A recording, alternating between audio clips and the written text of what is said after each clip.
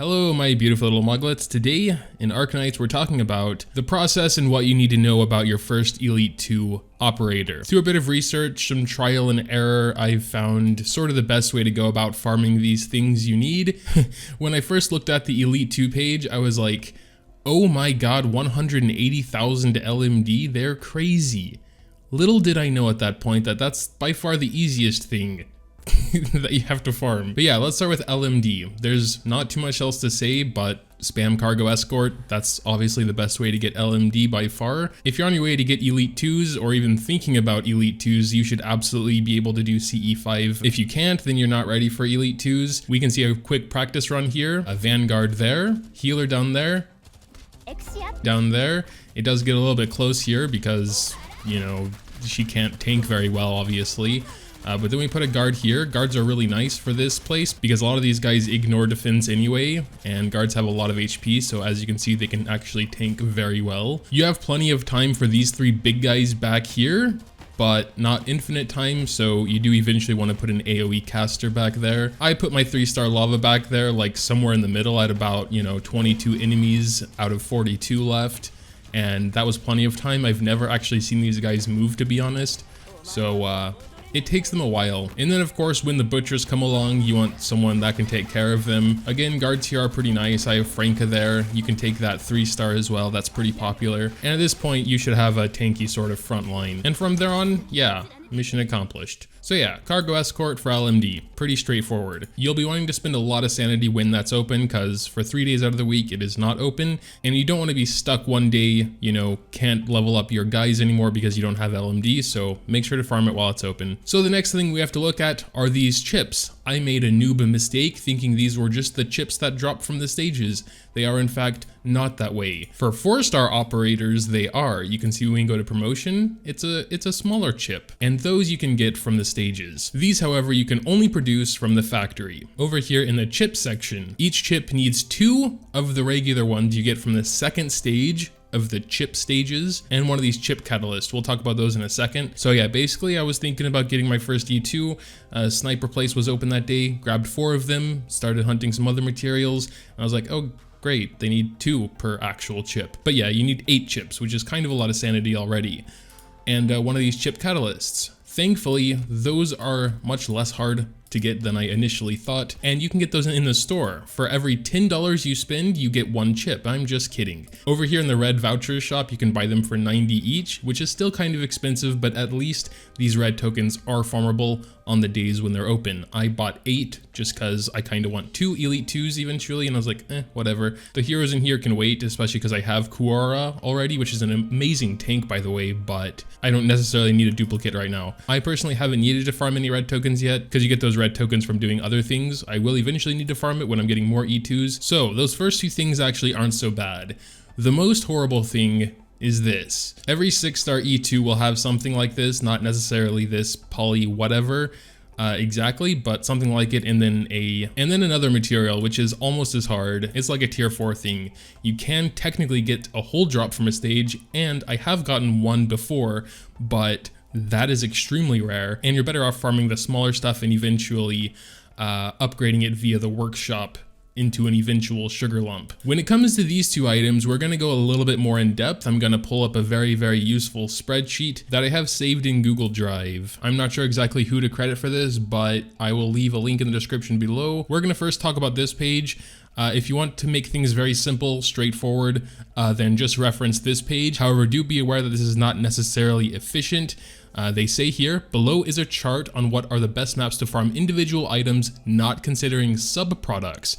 This is what I will use as a sanity value of an individual material. And then he says, if you just want to farm an item without considering the map's sub-products, you can consult this chart. If you want to be as efficient as possible with your sanity, read on. So you should reference this chart if you just want your first E2 as fast as possible without regard for sanity efficiency. However, if you do want to consider the long picture, multiple E2s, getting those extra sub-products for your sanity, then you want to reference the specific type of material down here and check where the best place to farm with sub-product efficiency is. So going back to our game, we need 4 of these. We thankfully farmed them already, but let's go to the workshop and see what we need for that, because you definitely cannot farm those. For those, we need Aura Rock Concentration, Oraron block, and Keton colloid. So let's say we need one more. First thing we need is the ore rock concentration. Going back to our spreadsheet, that is rock type. If you're not too sure what these products actually classify as, they're in order. The same order you see down here from top to bottom are the same order they are down here from left to right. So we got rock, gadget, polyester, sugar, iron, ketone, etc. But we need rock type, so we're going to go over here to the rock type section, and in this first line are the maps containing rocks as main products. The best map just for rocks is 4-6. You can see here we have a total sanity value for main products at 12.5. Higher the better. However, drop rates for other products are low. Up here at 5-10, which is definitely a late game stage, so if you can't do it, then, you know, go to the next best. We have a 30% chance for a T3 gadget, and the value for that is 55. So if we go over here to the total sanity value for subproducts, we get a 16. For the 4-6 stage, we only get a value of 6.7. And then you can see here in purple, the total value is 25.6. Again, higher the better. So again, this takes subproducts into consideration. Even though you may not need T3 gadgets right now for your current Elite 2, maybe the next one needs T3 gadgets, and all those T3 gadgets you get while trying to farm your rocks, you won't need to for your next Elite 2. See where I'm going?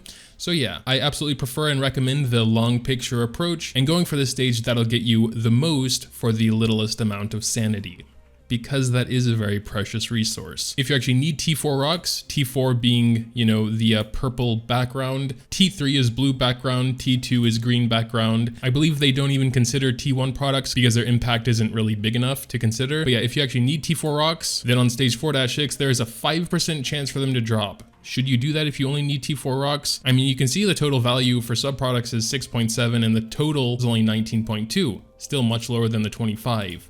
But if you can't do 5-10 yet, then that would be the next best anyway. And you have a small chance just to get the straight whole rock without having to combine these smaller T2 and T3 rocks together. So yeah, this kind of turned into a farming guide all of a sudden instead of an Elite 2 guide, but that is, I would say, the biggest battle, the main thing. The thing you should really pay attention to the most is trying to be efficient with your stamina if you want to be. If not, and you just want your first or second elite as fast as possible, then you can also follow the first page. With that being said, we're waiting 4 minutes till reset to get these last damn chips, and we're gonna finally get our first Elite 2. Another thing is skill level, so I recently got her up to skill level 7. After that, you can start getting specialty skills, or whatever they're called. There are also some things you have to farm for your Elite 2 skills. There are a couple things to be aware of here.